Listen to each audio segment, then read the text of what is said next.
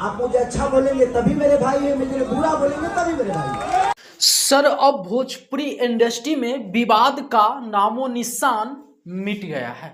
अरे हाँ, हाल ही में देखो ना, खेसारी लाल यादव जी का ये गाना रिलीज होता है खेसारी लाल यादव जी के अन्नपूर्णा फिल्म से।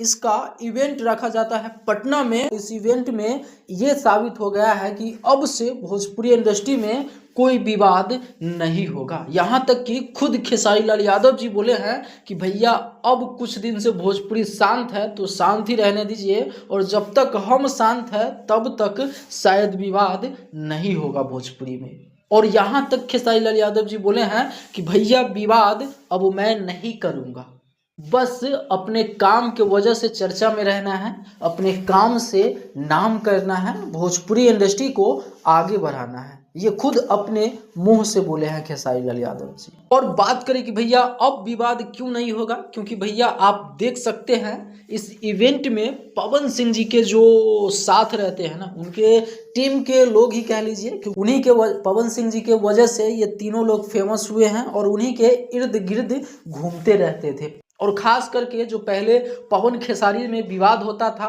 वो अब नहीं देखने को मिलेगा। जो पहले होता था पवन खेसारी का विवाद, जो पूरे सोशल मीडिया को एकदम घिना कर रख देता था, उस टाइप का विवाद अब नहीं देखने को मिलेगा। हालांकि आप इस पे क्या सोच रहे हैं? क्या फिर से विवाद होगा या अब विवाद का द एंड हो गया?